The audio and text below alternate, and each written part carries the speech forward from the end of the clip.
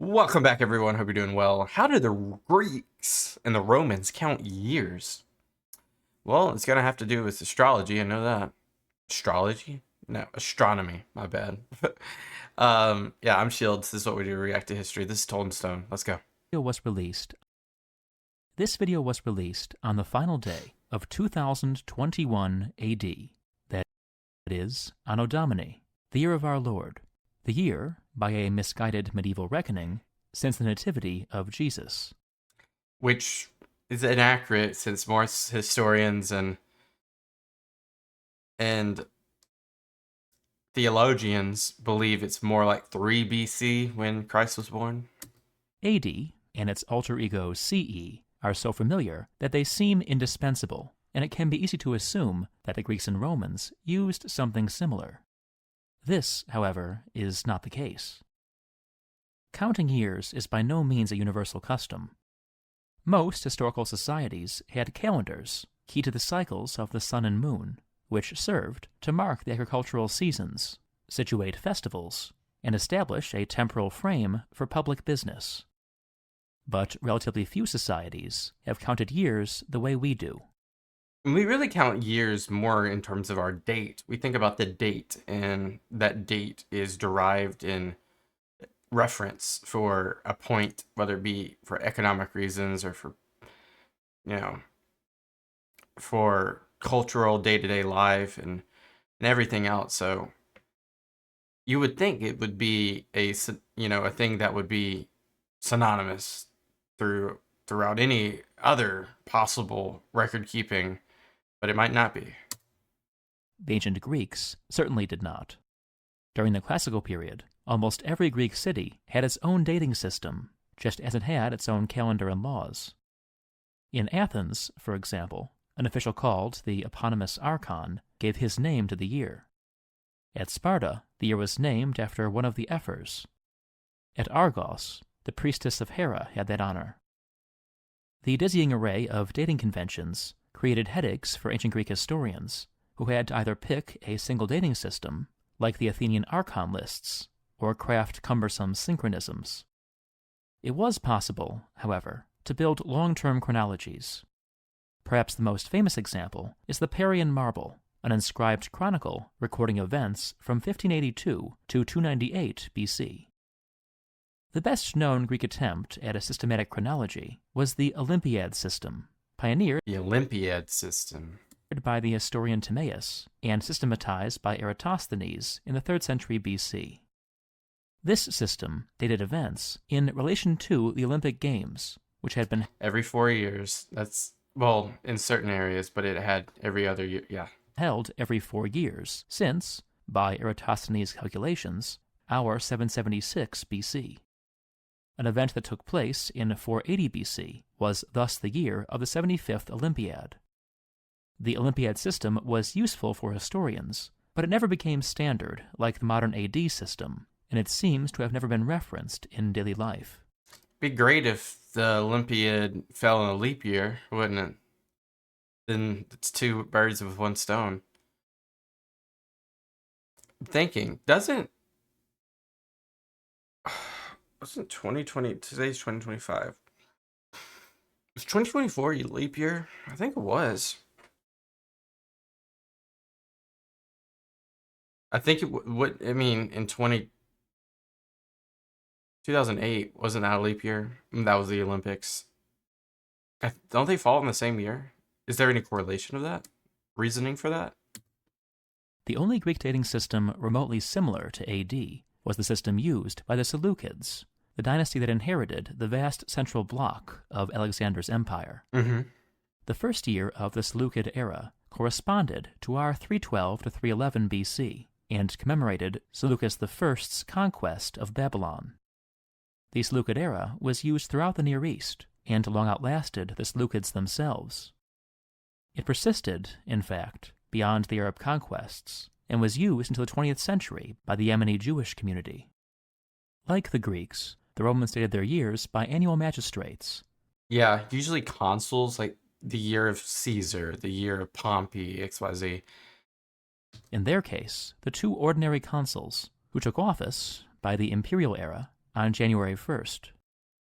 For formal and legal purposes, it was I can see Cato. What else I can see here? Metellus. And these are just family names, so it might not be the one I'm thinking of when I'm reading it. Lepidus. Can't tell what years these are, though. It's cool. customary to name both consuls. More casually, only one might be mentioned. For example, the famously good wine produced in 121 BC was conventionally called Opimian wine, after Opimius, one of that year's consuls. Okay. Consular dating remained standard throughout Roman history. Roman scholars, however, sometimes referenced what we call Urbe Condita dates, counting the years since the foundation of Rome. Oh. There was never a definitive date. Then as now, historians disagreed about such things. But most scholars thought that Rome had been founded around 750 BC. Yeah, that's generally the thought.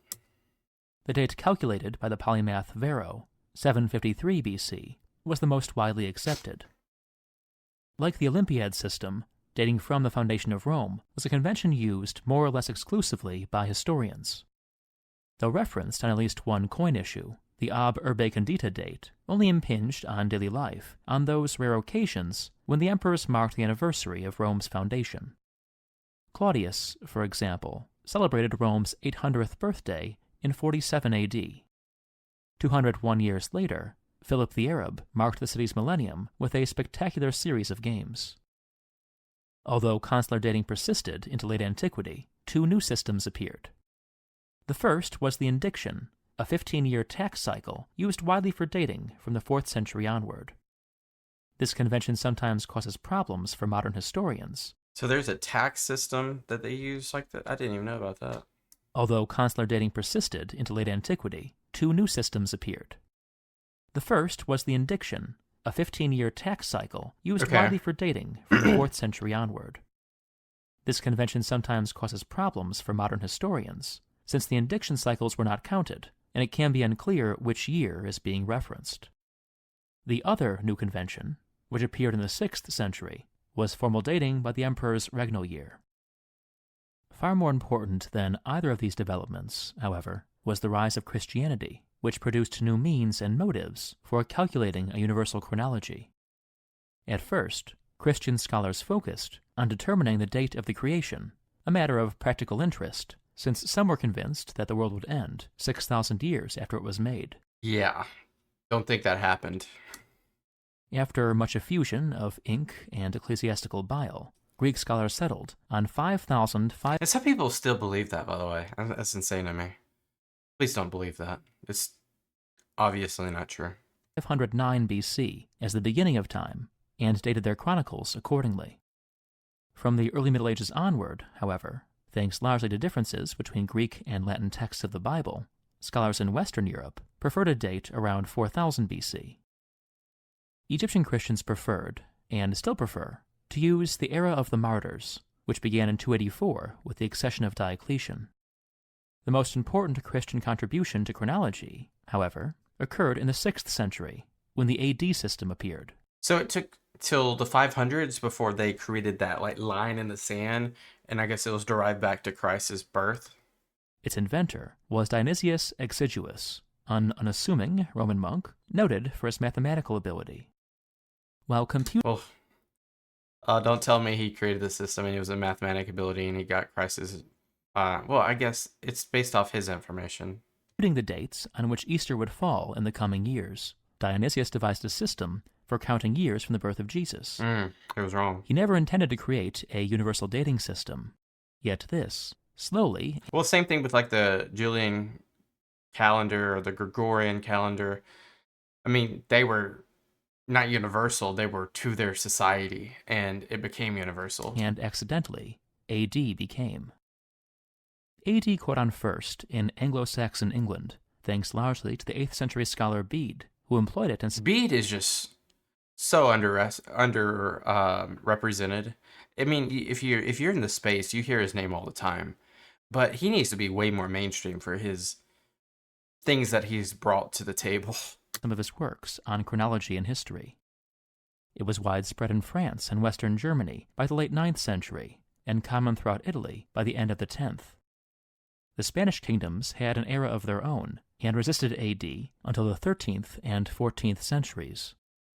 Even once the system had been generally adopted, AD dates were used almost exclusively in ecclesiastical and academic contexts until the early modern period. Remarkably, BC only became common in the late 18th century. Our friend Dionysius got his numbers wrong when estimating the date of Jesus' birth, Yep, which that's what I was almost saying. certainly did not take place in 1 AD. No. But that doesn't really matter. AD has never been, and was never meant to be, anything more than a convention. It is, however... Well, it kind of matters, though. It kind of matters because that's what people believe. The construct of the system is upon that, so it definitely matters because now we have to put an asterisk on it.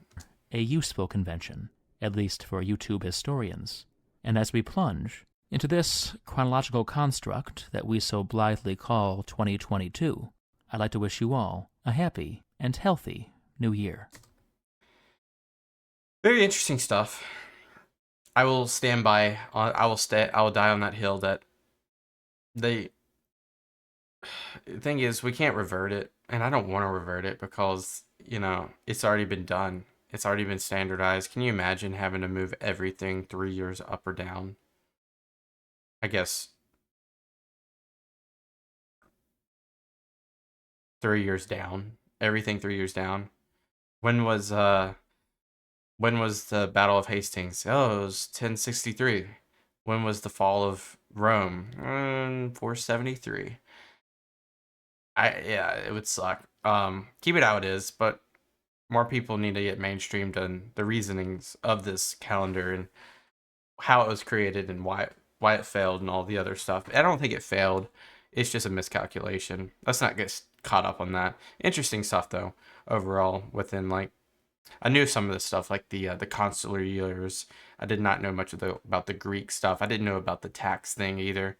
So as always, guys, go subscribe to toldinstone because I don't know. He's one of my favorites. One of my favorites. Until next time, though. Peace out and bye bye.